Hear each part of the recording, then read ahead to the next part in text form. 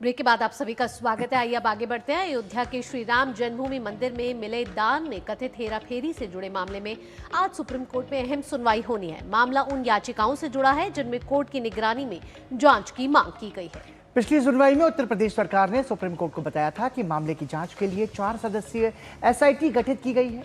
SIT की अध्यक्षता IGP किरण S कर रही हैं।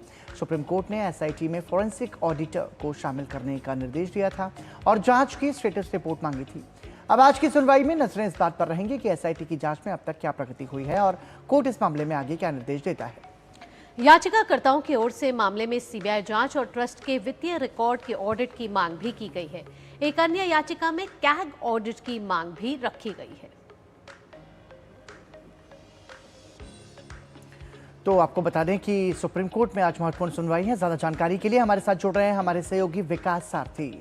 विकास, समझना चाहेंगे आपसे, महत्वपूर्ण सुनवाई है और ऐसे में जो नजरें हैं वो ये टिकी होंगी कि कोर्ट इस मामले में किस तरीके से अपना पक्ष रखती है। तो क्या कुछ उम्मीदें हैं इस पूरी घटना को लेकर, पूरे प्रकरण को लेकर?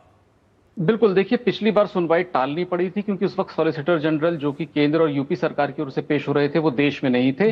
तो उम्मीद ये की जा रही थी कि तभी स्टेटस रिपोर्ट सुप्रीम कोर्ट में फाइल की जा चुकी होगी। हालांकि क्योंकि एक संवेदनशील मामला है, इसीलिए जो स्टेटस रिपोर्ट है इसको लेकर के क्या इसका कंटेंट है, इसमें क्या चीजें निकल के आई हैं, वो मीडिया को बताया नहीं गया है। जहां तक उम्मीद ये है कि आज स्टेटस रिपोर्ट पर सुप्रीम कोर्ट उसको देखेगा, उसके बाद ये तय करेगा कि क्या जांच की दिशा ठीक है या नहीं है। क्योंकि यहाँ पर एक बड़ी मांग ये भी की जा रही थी कि एसआईटी के ऊपर केवल ना इस मामले को छोड़ दिया जाए, बल्कि किसी रिटायर्ड जज को, या तो सुप्रीम कोर्ट के किसी रिटायर्ड चीफ जस्टिस को या रिटायर्ड जज को उसकी निगरानी के लिए भी अपॉइंट किया जाए। तो ये एक मसला है जो अभी खुला हुआ है सुप्रीम कोर्ट के सामने। इस मुद्दे पर कोर्ट को आगे अपनी बात रखनी है कि क्या जांच की दिशा जो अभी तक है उससे सुप्रीम कोर्ट संतुष्ट है या नहीं है। जहां तक इस एसआईटी की बात है, आपने नाम बता ही दिया है कि उत्तर प्रदेश के लखनऊ के जो आईजी हैं वो इसकी जांच की पूरी निगरानी कर रहे हैं अभी एसआईटी की। इसके अलावा अभी तक बहुत बड़ी कोई यहाँ पर बात ना तो उत्तर प्रदेश सरकार की तरफ से और ना ही केंद्र सरकार की तरफ से यहाँ पर रखी गई थी। सिर्फ इतना बताया गया था कि शुरुआती जांच में जो लोग पकड़े गए हैं, जिन लोगों पर शक था, उनके खिलाफ जांच की जा रही है और कार्रवाई सही दिशा में बढ़ रही है। पिछली सुनवाई को अगर देखा जाए विकास, और अगर आज की सुनवाई को देखा जाए, तो किस तरीके से पिछली सुनवाई में जो बातें नहीं रख पाए थे उस सुनवाई को आज आगे कैसे बढ़ाया जाएगा, किस तरीके से सुप्रीम कोर्ट इस पूरे रुख को देख रहा है, और जो याचिकाकर्ताओं ने मांग की है उसमें अगर देखें पक्ष विपक्ष की बात, तो कैसे सब कुछ ये पूरा जो प्रक्रिया है वो निकल कर आ रही है? बिल्कुल, देखिए, पिछली सुनवाई में जब सुप्रीम कोर्ट की तरफ से ही ये कहा गया था कि क्या एक एसआईटी को दोबारा बनाया जा सकता है, क्योंकि आप याद करें कि शुरू में उत्तर प्रदेश सरकार ने एक एसआईटी बनाई थी। उस एसआईटी ने कुछ जांच की, उसके बाद उसने ये कहा था कि ये संज्ञेय अपराध का मामला है, इसलिए बेहतर होगा कि जो नियमित पुलिस है, रेगुलर पुलिस है, वही इसकी आगे की जांच करे। तो उस एसआईटी ने अपना काम वहां पर खत्म कर दिया था। बाद में सुप्रीम कोर्ट ने पिछली सुनवाई पर यह कहा कि नहीं, हम चाहते हैं कि आप दोबारा से एक एसआईटी रिकॉन्स्टिट्यूट कीजिए और वो आगे की जांच को करे। तो अब सुप्रीम कोर्ट को 2 बातें देखनी है कि क्या ये एसआईटी पर्याप्त है आगे की जांच के लिए, या किसी की निगरानी की जरूरत है, किसी रिटायर्ड जज की। दूसरी बात यह है कि आप याद करें कि एक ऑडिटर को अपॉइंट करने की बात हुई थी। ये इस ऑडिटर की भूमिका जो है वो सबसे महत्वपूर्ण होगी, क्योंकि फॉरेंसिक ऑडिटर सारी डिटेल्स के साथ सामने आएंगे कि कहां पर गड़बड़ी के बात जो कही जा रही है उनमें कितने तथ्य हैं, कितनी अनियमितता पाई गई है, ये सब फॉरेंसिक ऑडिटिंग के बाद सामने आएगा।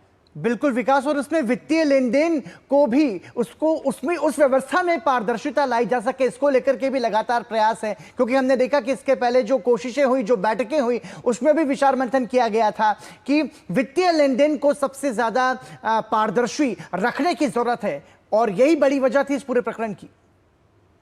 बिल्कुल, देखिए, इसमें यही कहा जा रहा है अभी तक। हालांकि अभी तक ट्रस्ट की तरफ से कोई बहस नहीं हुई है सुप्रीम कोर्ट में, लेकिन जो पब्लिक फोरम पे जो चीजें हैं, जो मीडिया में है, कि इसमें बैंक की सबसे महत्वपूर्ण भूमिका थी। अब तक जो भी चढ़ावा आता था या जो भी ऑफरिंग्स आते थे, उनका लेखा जोखा रखने के लिए बैंक ने एम्प्लॉयज अपॉइंट किए हुए थे। ट्रस्ट अब तक ये कहता आया है कि उनके नुमाइंदे जरूर थे, लेकिन मेन जो काम था, मुख्य काम था, वो बैंक के सुपुर्द था। तो इसको कैसे दुरुस्त किया जा सकता है, इसी के लिए फॉरेंसिक ऑडिटर की जो रिपोर्ट आएगी उससे साफ होगा कि कहां कहां लूप होल हैं जिनको भरे जाने की जरूरत है, ताकि भविष्य में इस तरह की कोई बात ना हो, या जो आरोप लग रहे हैं इस तरह के आरोप ना उठाए जाए। बिल्कुल, एसआईटी पर आगे जो प्रगति की कोशिशें की जा रही है और उस पर जो स्टेटस रिपोर्ट की आज बात की जा रही है, सुनवाई की जा रही है, उसमें क्या कुछ डेवलपमेंट्स, विकास देखने को मिली है अभी तक?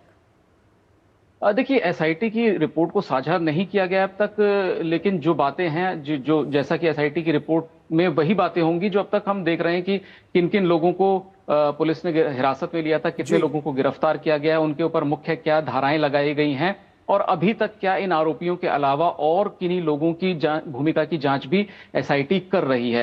हालांकि ये बहुत संवेदनशील मामला है, इसीलिए इसके जो कंटेंट हैं उनको वो अभी तक पब्लिक में ज्यादा आए नहीं है कि एसआईटी अभी तक अपनी जांच में कहां तक आगे बढ़ी है। लेकिन जिन लोगों के नाम साफ हैं, जिनको गिरफ्तार किया गया है, उन सारे लोगों की जानकारी तो आ ही चुकी है कि कौन कौन लोग इसके पीछे जो पूरा रखरखाव रखते थे या जो बैंक और ट्रस्ट की तरफ से अपॉइंटेड लोग थे, उन लोगों की कितनी लिप्तता पाई गई है, ये सारी बातें भी एसआईटी की रिपोर्ट में आएंगी। ठीक है, तो सुप्रीम कोर्ट में आज इस महत्वपूर्ण मामले पर सुनवाई होगी, सभी की नजर उसमें होगी और हमारे सहयोगी विकास सारथी इस पर लगातार अपडेट हमें देते रहेंगे। बहुत बहुत धन्यवाद फिलहाल विकास, इस जानकारी को हमारे साथ साझा करने के लिए।